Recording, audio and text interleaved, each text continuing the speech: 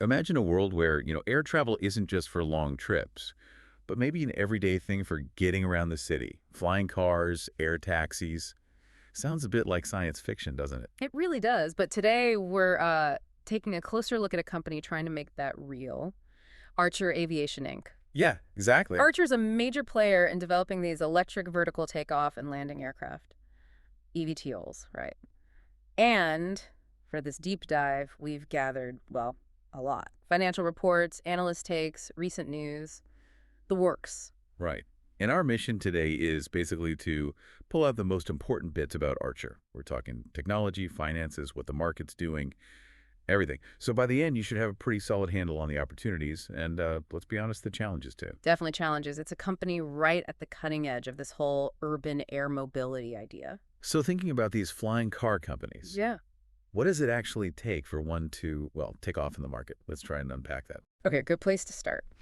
So, who is Archer Aviation, fundamentally? They were founded back in October 2018. In San Jose, California, the founders were Brett Adcock and Adam Goldstein. Goldstein is also the CEO. And their main thing, their core business, it's not just like a dream of air taxis, is it? They're Yeah. building these eVTOLs for cities, yes, but also, and this seems important for defense use too. Right. Their midnight aircraft seems key to that whole plan. That dual focus is interesting, urban and defense. Does that give them an edge, do you think? Maybe spreads the risk, or does it just make things more complicated? Resources focus. That's a really good question. I mean, on one side, getting defense contracts could bring in some, much needed stable cash, Yeah. especially since they're pre-revenue, De-risks the commercial side a bit, maybe? potentially. But then they're dealing with two totally different complex regulatory worlds. True. What really stands out is how hard they seem to be pushing that defense angle right now. You mentioned those acquisitions, the Anduril partnership. Mm-hmm. They're clearly aiming for big U.S. military contracts, funding. And it's not just domestic growth either. They've got that partnership with JetX. That's about integrating a global infrastructure portfolio, right? For the air taxi network. Yeah. And on the rule side, the regulations, they're working closely with governments. Mm-hmm.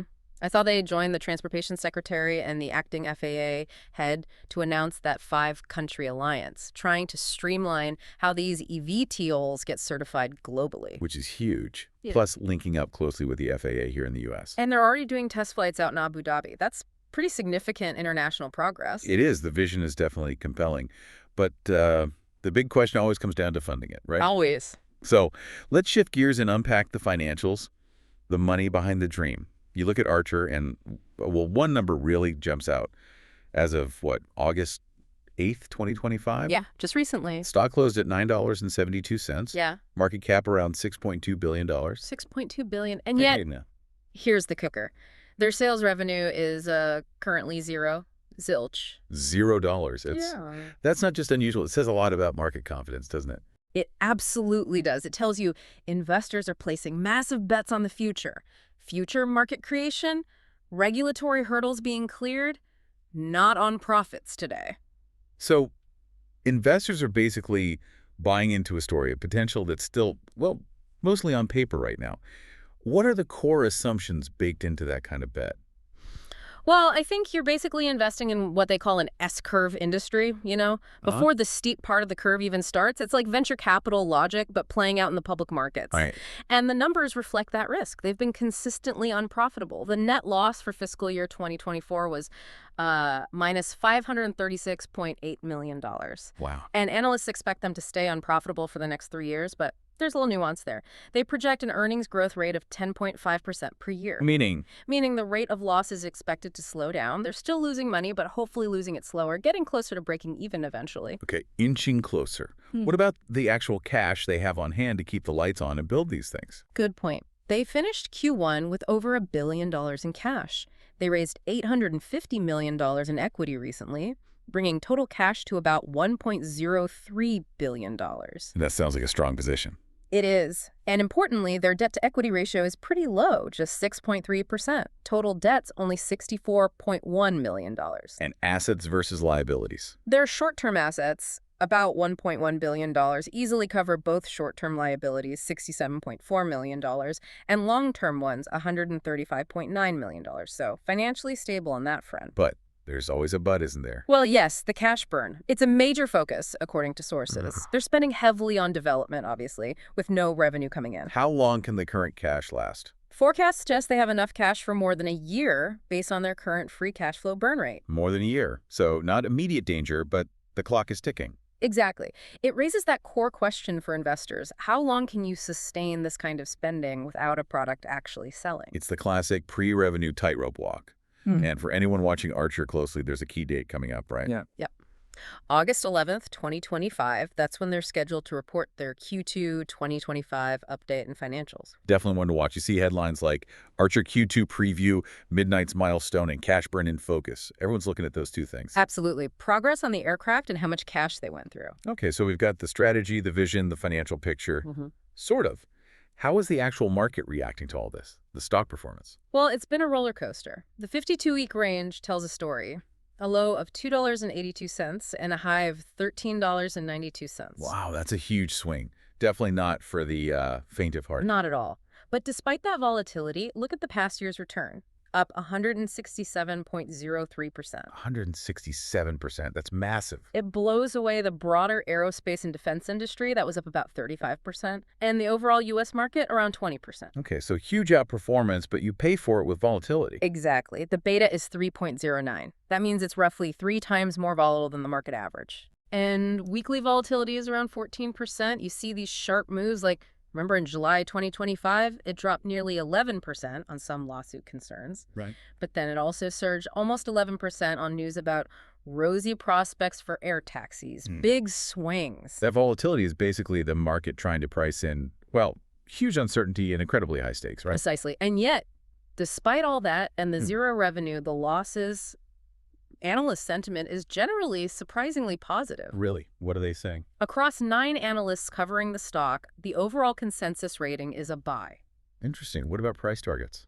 The average target is $12.50, but the range is wide from a low of $4.50 up to a high of $18. That's a big range, too. Shows disagreement even among the bulls. It does, and you see mixed actions. JP Morgan downgraded from overweight to neutral back in January 25. Okay. But then you have others, Needham, H.C. Wainwright, Canaccord Genuity. They've initiated coverage more recently with buy ratings, so still a lot of confidence there from some corners. Okay, so the market's volatile, but maybe leaning positive, analysts too. What about insiders following the money trail? Right, insider activity always gives you another layer of perspective. And the data shows a clear pattern of executives selling shares, especially in 2024 and 2025. Selling. That usually raises eyebrows. It can, but it's important to understand the context here. A lot of this selling comes after they exercise stock options, meaning they get the right to buy shares at a very low cost, sometimes practically zero, and then they sell those shares at the market price. Ah, so it's part of their compensation package, realizing value, not necessarily them losing faith in the company. It's often that, yes. It's a common way for executives in these types of companies to get paid. We saw examples like Eric Lentell, the general counsel. Multiple sales in March, May, June 2025 totaled over $1 million. Okay. Mark Messler, the CFO. Thomas Muniz, CTO, Tosha Perkins, Chief People Partnerships Officer, similar patterns, selling shares after exercising options. Even the CEO. Even CEO Adam Goldstein. He had some significant sales back in November 2024, millions of dollars worth. But all this selling, even if it's from options, it increases the number of shares out there, right? Dilution. Absolutely. That's the direct impact. This trend of insider selling has definitely contributed to shareholder dilution. Total shares outstanding grew by almost 80%, 79.5% over the past year. That's substantial. 80% dilution in a year. Oof.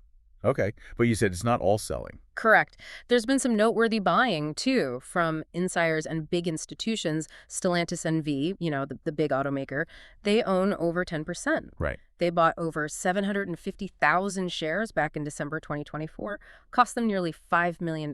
That's a significant vote of confidence. That is significant. Any other insider buys? Smaller ones. CEO Adam Goldstein and Director Deborah Diaz also made some purchases around November 2024. And institutions. Big money. They're definitely interested. Vanguard Group just took a 5.66% stake in August 2025. Vanguard? Okay. And ARK Investment Management, Kathy Wood's firm, they hold a significant stake too. Known for betting on disruptive tech. Exactly. Overall, institutional ownership is over 38%. So you've got executives cashing out options, causing dilution, but also major strategic partners and big funds buying in. Yeah. It's complex. It's very mixed. Creates an interesting puzzle for anyone looking at the stock. So wrapping this all up, what does this mean for you listening right now? Archer Aviation is clearly playing in a high-risk, potentially high-reward space. No doubt about it. Absolutely. They're selling this really compelling vision of the future, not actual products today. Right. They've got this huge market cap, a strong cash pile for now, and analysts are, well, mostly positive. But they have zero revenue. Losses are piling up. Executives are selling shares, leading to dilution. Even while new institutional money is coming in. It's quite the paradox. It really is. And it leaves us with a big question, doesn't it? In this world that's just captivated by innovation, by these ambitious future technologies, how long can companies like Archer keep burning through cash based purely on the promise of future sales? Yeah. What does Archer's journey really tell us about that tricky dance between, groundbreaking ideas, market excitement, and the hard reality of financial survival? Something to think about. We'll leave you with that to mull over.